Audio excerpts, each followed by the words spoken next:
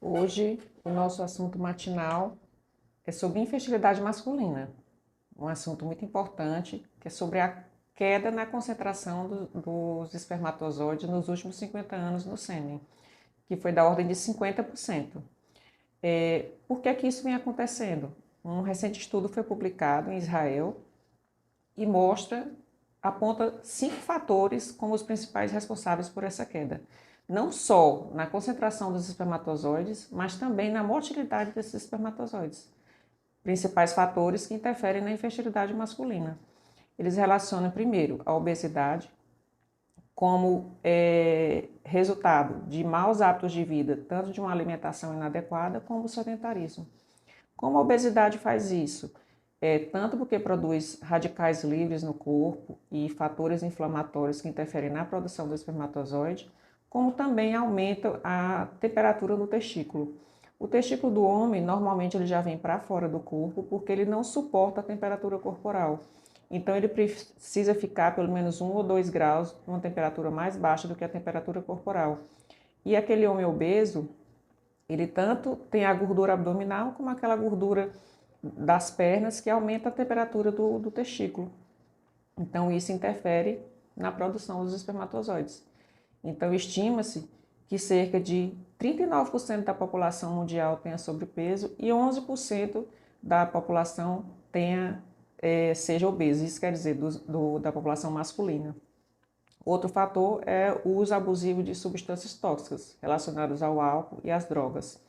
Outro fator, o uso de computador no colo. Por que o uso de computador no colo por muito tempo? Também relacionado ao aumento da temperatura do testículo. Lembra que a gente falou da temperatura do testículo do homem obeso? É a mesma coisa. E também um alerta para aqueles homens que gostam de tomar banho de banheira morno por muito tempo e também aqueles que fazem uso abusivo de saunas.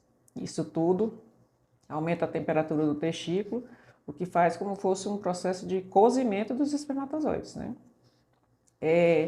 Também o uso de outras substâncias tóxicas, abusivas, como hoje a gente vê muito aqueles homens que fazem uso indiscriminado de testosterona, anabolizantes, para ganhar massa muscular, né? O que usam muito indiscriminadamente em academia, sem prescrição médica, ou em forma de comprimido, ou gel, ou injeção.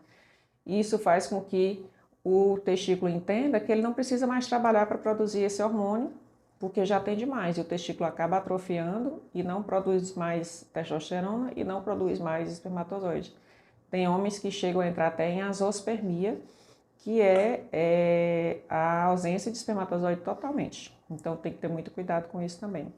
Outro fator são as doenças sexualmente transmissíveis, principalmente aquelas doenças que têm um curso que a gente diz subclínico, que não tem muitos sintomas, como a clamídia, a gonorreia. A gonorreia ainda chega a ter algum sintoma, que é a secreção purulenta, peniana, mas essas infecções bacterianas, elas também acabam causando inflamação no epidídimo e às vezes atrofia nesse epidídimo, o que faz com que o homem também possa entrar em azospermia. E também nós temos os disruptores endócrinos. Os disruptores endócrinos são substâncias que se ligam aos receptores dos hormônios e o organismo acaba reconhecendo como se fosse um hormônio, mas na verdade não é, e causam efeitos danosos para o corpo, como os pesticidas, e o uso dos plásticos de uma forma abusiva, né? Muitos desses plásticos liberam BPAs, que quando a gente coloca, por exemplo, no micro-ondas, eles liberam esses BPAs, né? Então, esses foram os principais fatores apontados como os responsáveis por essa queda na concentração dos espermatozoides. Então, tem que ter muito cuidado com o contato com essas substâncias, e os homens que estão acima do peso têm que perder peso também. Se você tem